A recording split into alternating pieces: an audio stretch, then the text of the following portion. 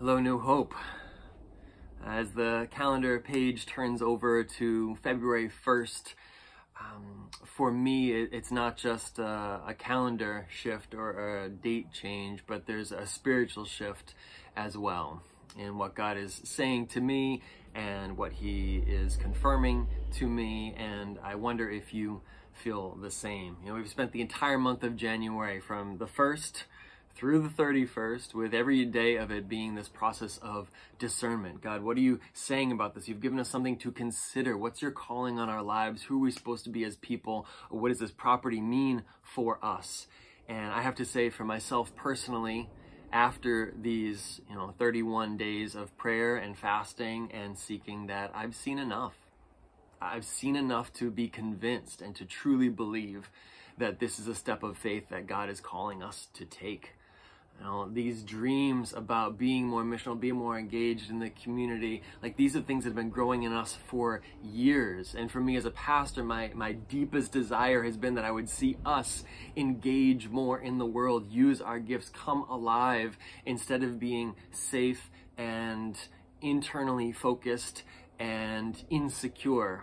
These steps of faith, like Serve Home, like reorganizing our church into a missional model, these are not just so that we can have a few new thoughts, but we can go about mission differently in the changing world. So for me, this opportunity that God is presenting us here is just the next step in a long line of things He's already been doing.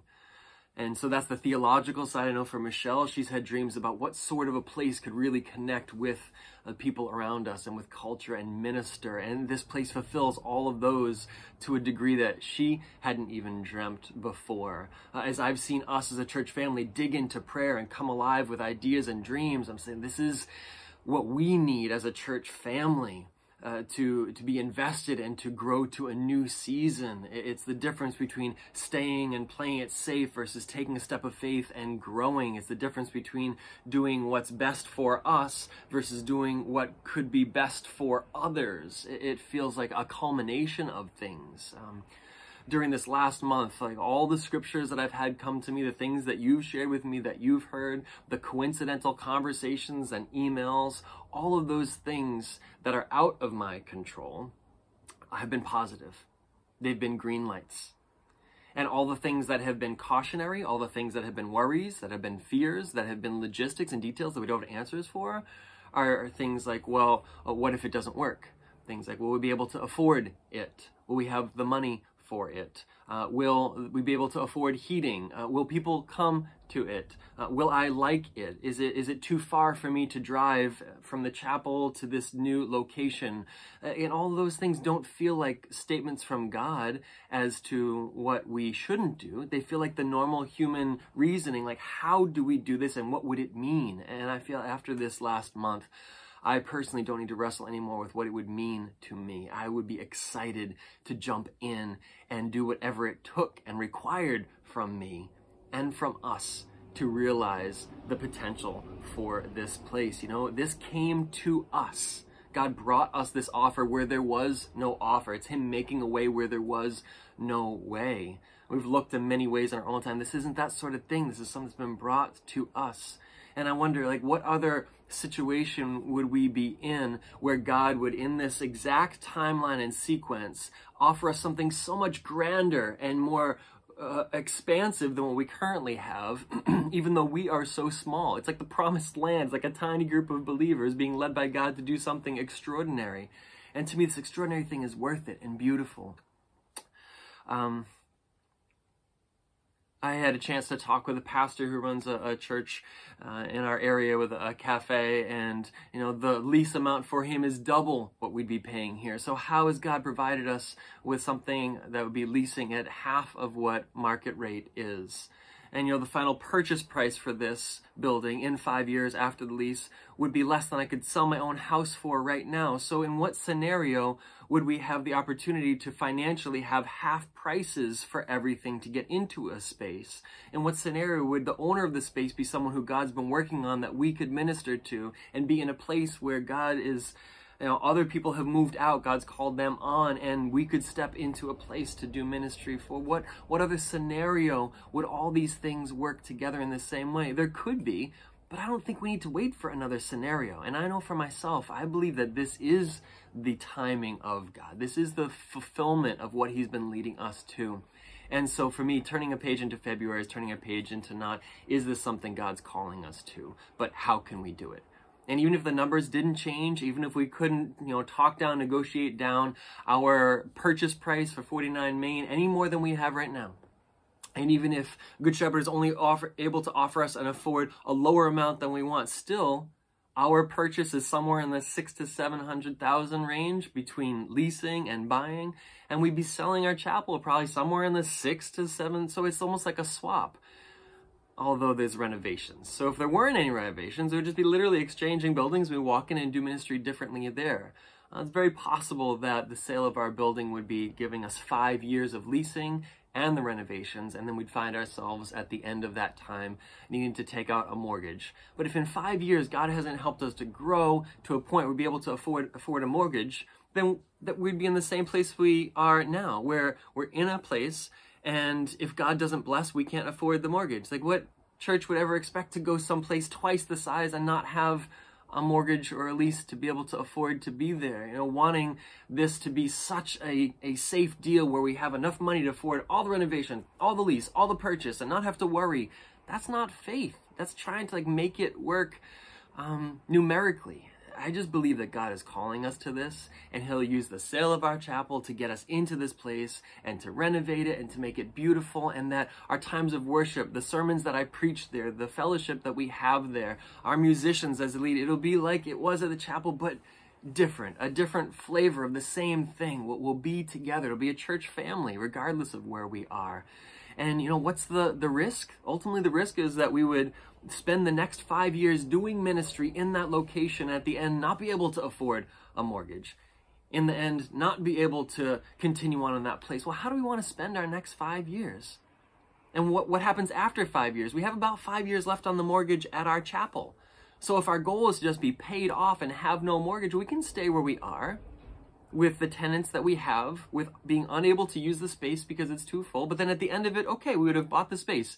So then do we tell 3 other churches, okay, you need to move out so we can do more here? And then what, do we set up our food pantry table again and hope that more people come in? Do we take part of it? Do we build onto our building so we can make a cafe as a part of it and an art gallery? Would people come to it? It's just like, well, what would we get? This is a new opportunity, and it's a growth opportunity. So of course it's bigger, of course it's scarier, but it's also so much more exciting, and the potential is just exponential for where it could go. And as I see the ideas percolating in you, and as I feel how this would give me a place to serve out of. For Michelle and I, it's a huge risk for us, maybe even greater than for any of us. This is how God supports us, our livelihood, our calling. And we're in this 1,000%. I would rather spend the next 5 years planting something, building something, creating something beautiful, and ministering to people every day for the next 5 years. And at the end of it, say, this is what God had us do for these 5 years. And then if we can't afford it, what? Do we move back into homes? Awesome. Been there, done that. Do we meet someplace else? Awesome. Can do that. I'm not afraid of those. I'm not afraid of what it would mean to us. And we say, well, what about all the money that's been put into the chapel? We wouldn't want that to disappear. Well, I've given my tithes and offerings every year of my life, as have you, for the work of God, for the ministry. So, that's what this is. This is ministry. So if we spent 35 years ministering one location, and then God gave us this, and then we minister in a new place for 5 or 6 years, that's what it's for. It's not our money. It's God's money. It reminds me of the parable of the talents. God gives different people different amounts, and it's not what's the total number that you can accomplish. It's what did you do with what you were given. Do you remember? It's in Matthew 25. I won't read it now, but to some he gave this amount, some he gave this and this. And the people that God wasn't satisfied with when he returned, this is a kingdom parable, were the people who said, I was afraid, and so I hid my money in the ground. And when the master comes back, he says, you wicked and lazy servant. But anyone, even if they have a little, if they just invested it so it became more, then he says, well done, good and faithful servant. And so that's where we stand. We stand being challenged to say, are we going to take the little we have and invest it to become something more? It'll require more of us, more time, more energy, but how beautiful to be able to do more. Not we'd have to do more. How exciting to be able to do more. So January has been confirming for me in ways beyond I could even imagine.